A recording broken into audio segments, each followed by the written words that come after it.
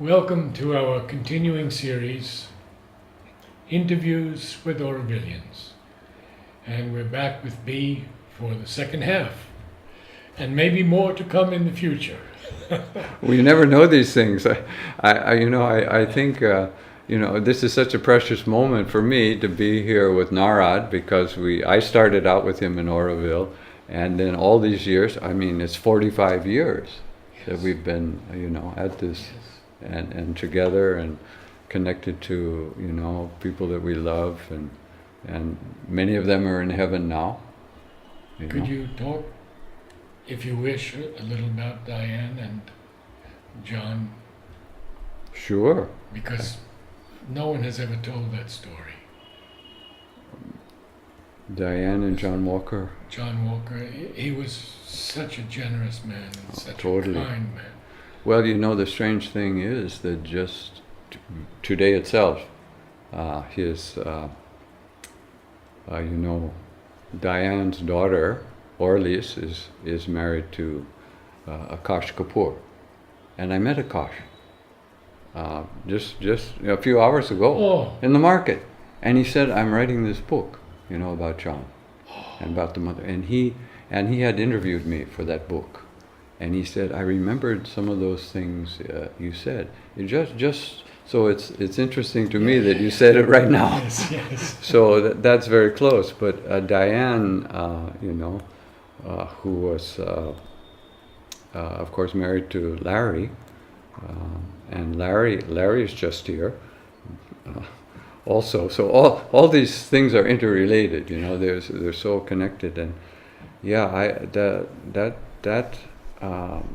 Diane, I was very close to her. We were working together on Matra Mandir. And actually, when she fell from the Matra Mandir, I was standing not so far away. She came that morning, she came late, and we were already out doing the work. And she was in a very, very happy mood. And sometimes she would joke around, and it was good. She was, but she slipped. And then and that fall, and so we rushed her to the hospital, and we were very, very careful to put her on a special plywood without moving her back, because we knew her back was broken, and she of course was completely unconscious, and then we had to fight the hospital staff from killing her, because they wanted to throw her on an X-ray machine. It was a very, we don't want to go into all these details, but finally it stabilized, and I saw the X-ray. Actually, her neck was broken, and you could see the separation between the vertebrae, where it was broken.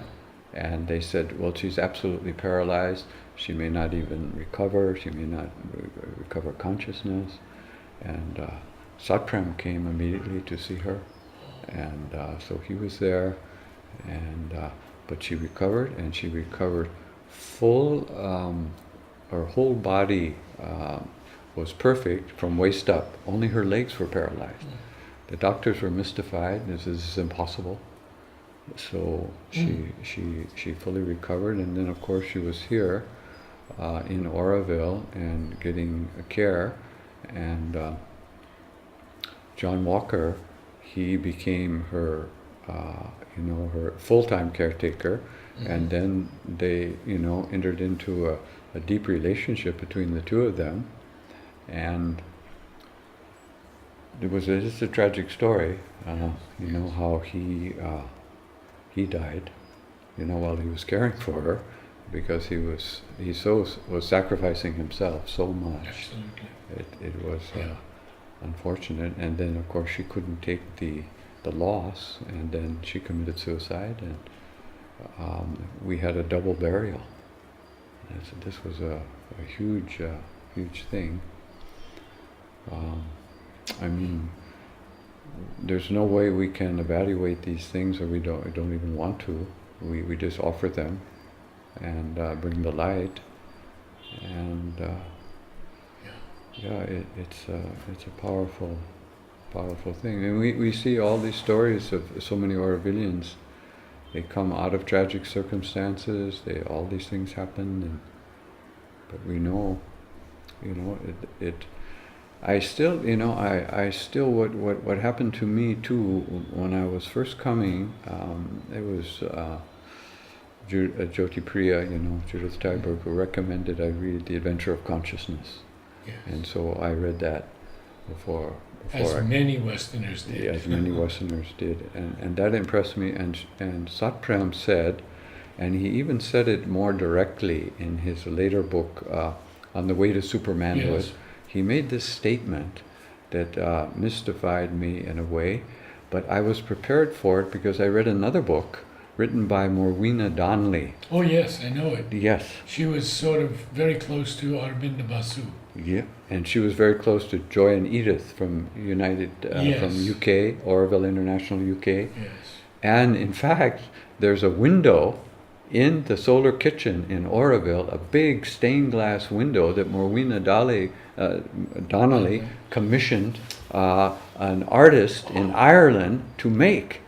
And that window was never put up anywhere. It was in the basement or the attic of Joy and Edith's house in UK for like 30 or 40 years in its original box.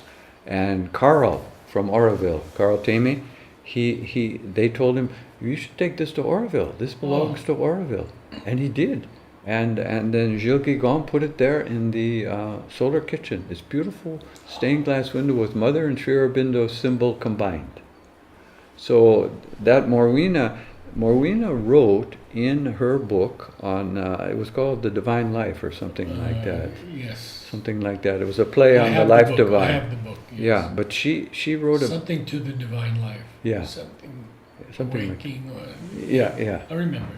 But what she emphasized, and she said the key teaching in Sri Aurobindo's mother was the sunlit path.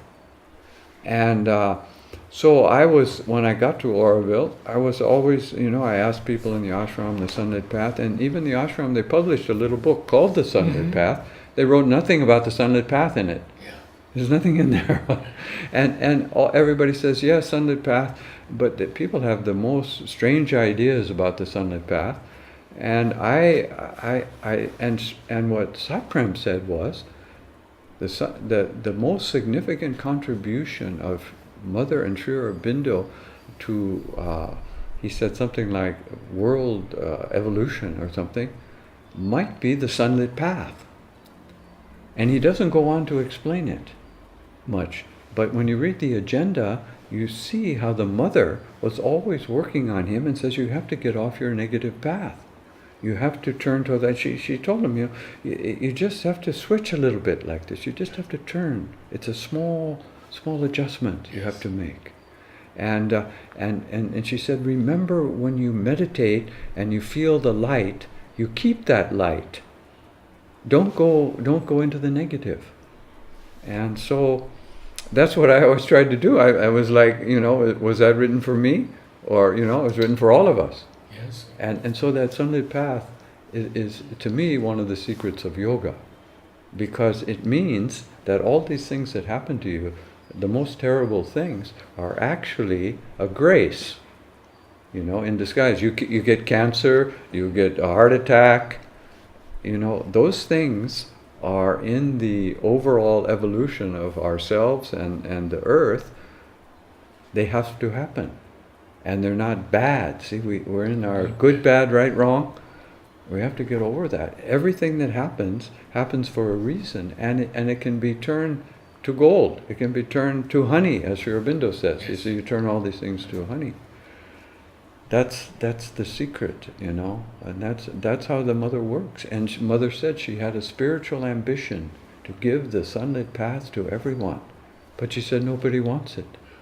It's the path of the gods. It's open to everyone. Yeah. And it's this gold flowing down. She had this vision. I think a couple of these ashramites have written that.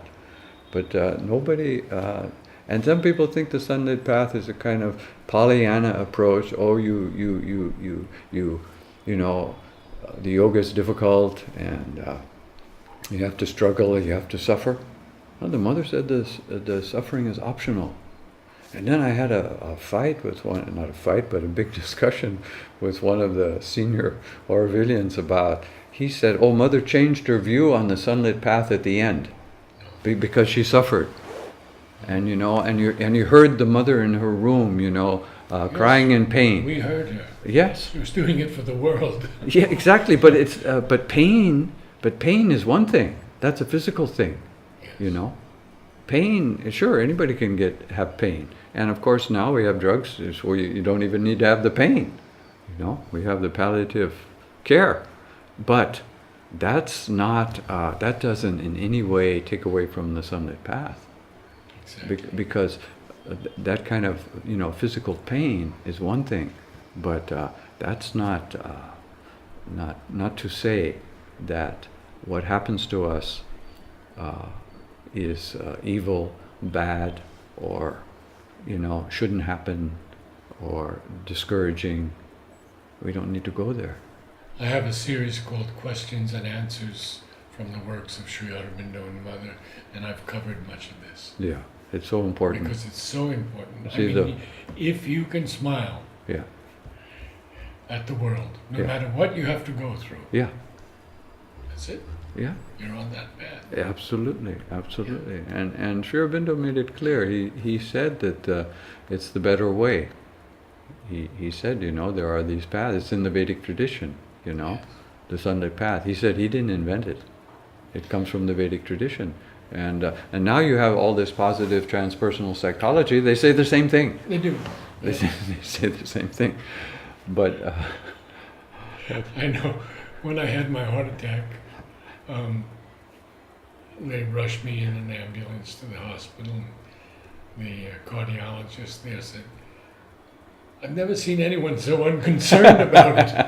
He said, you were totally, it was okay, no problem. yeah, Because it wasn't a problem. no. It's just another thing I had to go through. Exactly. We're talking about conscious dying also. See, conscious dying is not death in the old sense. It's moving to the next plane. And if you do it today or tomorrow, because, the people that are going to watch this video, if anybody ever watches it in years later, we're both going to be dead. Sure. And they're going to see us here alive in this precious moment. Yes. But that's an immortal moment. Absolutely. And will they get it? I think so. You think so? I think many of the younger ones will get it. Yeah. I think Yeah, so. that this is that life is there, because I think of course Ani, and I think of Mary Helen, and Yes. I just recently Chris died, Chris Oh, Gray, who was and so close to me. is a Wonderful. soul. but I'm riding his scooter now. He built this very special electric bike, and every time I get on this bike, Chris is there, Sure. So these people, they don't go away. Mhm. They don't go away. And at Matra Mandir, we have so many of these people who, suddenly they go. And And Gerard died, yeah, Gerard died just, and he was so close to Shelley. yeah, And she said, I want to go back to America. About had it here. He said, when things get tough, that's when you have to stay. And so she's staying. Well, Gerard, he had some ups and downs himself. I was very close to him too, Oh. because of course our friend Marcia, who came to the nursery, Ah, yes. whom I had two of the happiest years of my life with Marcia in the nursery, and you were there. Yes. And so Marcia, of course, she left me to go with Gerard. Oh, I didn't know that. Yeah, she went with Gerard, but she said, it's not because I don't love you. He said, because I have to go with him because he's going to commit suicide. And so then she went with him. But then she came back to me after 2 weeks and she said, no, I can't take it. I'm going to come back to you. I said, all right, will you take me back? I said, yes, I'll take you back. But then 2 weeks later, she went again with him. She said, he's really going to kill himself. Whoa. So I have to go. And she said, I won't do this to you. I'll stay with him. But then, of course, later he left her, Yeah. And then Fabienne, and he has another daughter. So these are these stories. These are these life, epic Yes. life Yes. journeys that somehow we're privileged to be part of. And I look at these families in Oroville. Frederick Frederick just got married. Just got married. Yes, I was there, and I'm you went to looking. the wedding. Yeah, it was right there in Certitude. It was so wonderful, and it was like a family thing, and Shama, his first wife, and She was there. she was there. And the kids. And the kids, Oh, my and, goodness. and they even brought, one of the boys. What's his name? He lives in Switzerland now. Teddy? Yeah, no, Taddy is there. They call him Arista now. Taddy. But I'm trying to think of this guy's name. Anyway, Yeah. I know it so well. But as we get older, some of the names they slip out. You have a 100% better memory than mine. But it's just the grace to be here, and what can we say? The mother called us, and luckily there was enough spark in the soul to respond, and that's the wonderful thing I tell younger people: keep going, don't quit, like what Gerard said to Shelley, you keep going, because then you'll see why these things happened or why they had to happen. It's the longevity that really helps. Looking back, you can see the pattern, and you can see the connections to all these other people. Yes. And every day people come to Oroville that I met because something happened in the past, they knew this person, and you see this totally working out, of Almost a continuum. absolutely. Yeah. It's and the only way you can really experience it is almost in a psychic mystical way, because rationally it is so I mean, if you make a movie out of it or you write a novel, it's too unbelievable. True. It's beyond common sense and all of that. Well, Radha and Fred invited me to see the nursery. Mm-hmm. And he's done the research on the map. They had told me that the nursery would be dismantled because it was in the industrial zone. It's not.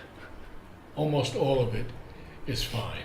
Yeah, it's And in they the want- international They zone. want to reinvigorate it Yeah. by planting the plants that Mother gave significances to, by bringing back the original hibiscus that she named that I sent her each Mhm. week, Mm-hmm. and I think they're going to do it. Sure, no, and And of course, grow plants for the Matrimondio Gardens too. yeah, But really make an effort now. yeah, because it kind of turned into a sort of a semi-residential place, Yeah. and we lost some of those people who worked there so Remember diligently. Bill and Rina? Oh, of course, Oh, my of goodness. course. Well, I'm going to see them Oh, this year. In a few months, I will see them. They're in Portland. I see. Yeah, Bill and Oh, Rina please are give there. them my love. Of course, My of course. goodness, of isn't that course. wonderful? Yes, and their two children, Veda Mira, and Arya. Yeah, of course their children are big now too. They all grow up. But we have so many connections with through the nursery. All those people that lived there, Yes. and Amrit just wrote his book too. Amrit Oh, did he? Howard. Yes, he wrote a Oh. book on the whole experience of his life in Oroville, and also about that difficult period, with the neutrals and all that, because he was a neutral. Oh yes, Yeah, he but- told me all about that. He would. But then he said, I haven't read the book. I want to read it. He said that actually I wasn't really with the neutrals. I wasn't really with the community. I wasn't with the society. I was just out there or something like that. He said. But He would tell me how they chanted in 1, 2 in the morning all around his house to Yeah. keep him awake. Yeah, all sorts of terrible Oh, things happened. really? Terrible things happened. Yeah. Could we pick up a little bit on Matrimondio again, Of on course. the construction? Oh I'd like yes. to invite you again also. Yeah. Well, if we can. I have unlimited resources of time and stories, so Oh. we can go as long as people can Oh. endure. Wonderful. Okay. Because you don't want to bore people to death, and keep all these stories. But Matra Mandir, of course, it's key in my life. That I mean, because I go there now in the morning. You know, I go there and I give tours of Matra Mandir too to the visitors on weekends. Oh. Because usually during the week I was busy, and before I was in the entry service, and I couldn't, during the week go. So on weekends I went, and I'm still doing that every Saturday and Sunday. And you have all these people. We get 400 people every day come to Matra Mandir, and they get a little. 400. Yeah, I mean that's just for the people who go into the chamber. Yes. But I mean you get a couple thousand every day to visitor center, and the viewing and they section. come to the viewing point Yeah. and all that. So this is, and I once met a spiritual teacher even in California, and she told me, she said, "Oh, the people that live in Oroville, it's all right, but," she said, "the people who get the benefits of Oroville are the visitors, because," he said, "they come fresh and they see something, they see a hope, and they take it with them and they go." And she said the Oroville is really doing a tremendous job for the world because all these people are exposed to Oroville. I never thought of that, And she said the people in Oroville, okay, but that's the people who visitors, they change. They change. So that was another eye-opener for me. But I'm certainly happy to live here and to see that, to see the effect. So every day, every time I do one of these tours, you go in with 80 people, you come out with 80 people, but those people are different then. And they tell you all these things that they saw, they heard, they're going to change their life. I mean, it's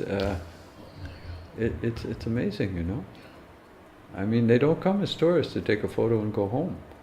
They come, there's something in them that makes them go through all those procedures that they have to go through to go inside, Yeah. And you see the effect. And I thought of that. I remember when I was working on the ramp, back in the 70s, with the hacksaw. And we had, 3 years every day to make that ramp. And that ramp was another impossible job. Piero had put some people on that ramp, to make it. And we had to make 22 sections, and he had the plan. This consulting engineer from Chennai, he, a world consultant, he had, designed it and all that, and we were following his plan. But this group of people who had some knowledge, they tried to make it. They worked on the first section of it for over 6 months, and they couldn't do it. And then Piero, he called John, and he called myself, and he called Armand. Armand was a Swiss guy who was a chemist. He worked in a drug company, devising. And John was a solar engineer, and I was just a philosopher teacher or something. And he said, "You three guys, you start on the ramp." He said, "We're behind schedule." And he said, "You see over in the shed there?" He said, "You see all those round pipes? They're all there, and they're rusting away." He said, "We've got to get going on this ramp, and you have to start, and you have to make 22 sections, and we don't have much time." And so we went over, and I looked at these straight steel pipes, these 10 centimeter, 4-inch steel pipes, and they all have to be curved, and they all have to ascend, and they all have to be a bridge that will support their own weight and the weight of all the people walking on them. And I'm thinking, good thing I'm not an engineer. I would walk away. So we started on this thing, The three of you. The three of us. And, cutting pipes. And then one of the first things, we got stuck on a mathematical problem. And this kid came from Canada. That kid was Nadika. He was a high school dropout. Oh. And he and his brother Francois, Yeah. they had come. And he was, I don't know, he was 17 or 18 years old. And so he wanted to help out in the workshop. Okay, so he was cutting some pipes, and then we started.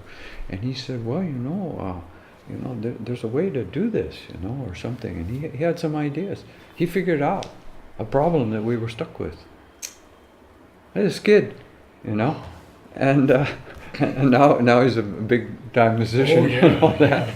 Yeah, But you see what happens in these things. Yes. What happens, and so then we made those ramp pieces. We made 22 of them. We made them in the workshop.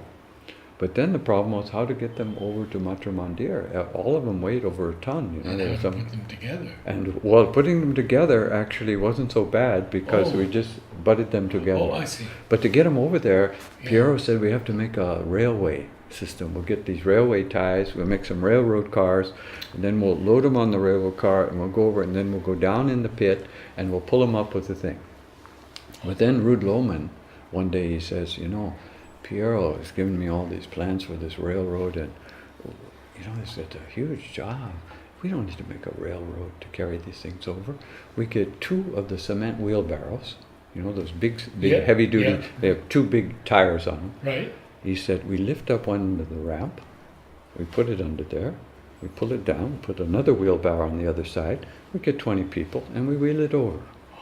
But he said, but Piero would never allow that to happen, so he's going to Madras, you know, next week. Let's try it. So we wheeled over these ramps. He came back, he couldn't believe it. How'd you get that over there? And then, you know, what about the safety? What about this? What about that? But then he was convinced. And we just, you know, within one day we took all those ramps over, we pulled them up. Oh. And then the thing was, okay, how do you put them in place, like you said? So we built the scaffolding. So we put one ramp. So what do? You put the next ramp on top, you roll it on some pipes, and it drops into place. Leapfrog did it. The next one, roll, drop in. Next one, roll, drop in. And then we had a welder from Pondy, a Christian guy named Peter. He was the best welder. He rode his bicycle every morning from all the way from Pondy to here and rode home in the evening. And he spent his whole day welding because each of those pipes had to be joined. We had, you know, like a 2 millimeter gap we had to have around for the weld to go in.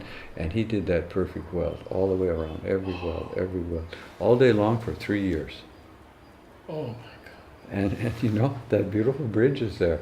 And then, you know, of course, now I walk on it, I don't see that carpet, that white carpet. Everybody's looking at the white carpet, but I'm looking right through that white carpet. I see all those pipes in there, you know, all those reinforced pipes. It's just like a bridge, you know, with all those reinforced, and all those long plates that we had to cut to slide the other pipes on, you know. And one time we calculated how many miles of hacksaw cut we made, and it was like around the earth a couple of times or something to fit all those together. When So I walk on that ramp, it's an experience that you can't even put into words. No. It is so beautiful. Well, people say it takes you up into another dimension. It does. You see? It does exactly. And there's a kinesthetic effect on the body, I think, by spiraling upward like that, you know. It does something to you going, you know, they always climb up to temples and you go up all these stairs and stuff. You have that ramp, you know, you go up there. And I remember Lakshmi Narayan, you know, we put the last one in, that's right in front of the room, that last, it had extra pipes in it, and we had to stick it in the already existing rib. So we had to chip it all out so we get a good tight grip with with the concrete. So we had to chip way in, and it's a hard job with a chisel chipping concrete, you know. But he chipped it all, and he chipped a perfect Sri Aurobindo symbol on one side, a perfect mother symbol on one side, and he chipped an Oroville symbol in the middle, this big around, with absolute proportion, you know. They were absolutely beautiful. I hope somebody took a photo. I don't know if they did. And then we stuck the ramp in there, poured all the concrete over it. Nobody even knows, but you walk over that every time you go in that, right where it hits the chamber door. There's that ramp coming in there. Unbelievable, you know. That I don't know how long it took him to chip that, you know. I mean, it was like, I don't want to make a false estimate, but it was at least 6 months, something like that, you know, to chip that whole. All three? Yeah, and all three was the symbols. So there are all these things. I mean, every little construction job had some story or something that happened when we joined the ribs at the top. You know, we had that. It went 2 nights, I think, that concreting. Kept pouring that concrete. You know, we couldn't stop, and it finished. The last concrete went in at dawn. And the sun came up, and there was, I remember I took a video, I had this Super 8 video, I took a video of Patricia Greer, you know, who was Roger Toll's wife. Yes, sure. She was up there, and her whole face is smeared with concrete, you know, with cement, dust and stuff. But the sun was shining on her face, and it was like gold, you know. And I got this on this video. I said, "Oh, this is a choice video." And I kept the video in this special box in my house, up, and it rained. The roof leaked. It went in there, lost all the film. But I can see that. I can still see the picture. Yeah, I can see the picture. So it's maybe lost, but it's we still have those things. I look forward to many more sessions with you. Well, it's so enjoyable, Narad. This is also a history, a living archival presentation of how Oroville was truly built. Right. You know, I tried to put some of it in my book. I wrote that book, you know, The Dawning of Oroville. Yes. And a few of these things are in there. But, you know, I couldn't write that book until 1989 when I had the feeling that something had to be written, you know. And people said, no, you can't write about Oroville. It's too diverse, and what you write will be... So what I did was I took what other people wrote, and I, you know, referenced everything, and I combined a lot of that. Of course, some of it I wrote, and I did the putting together.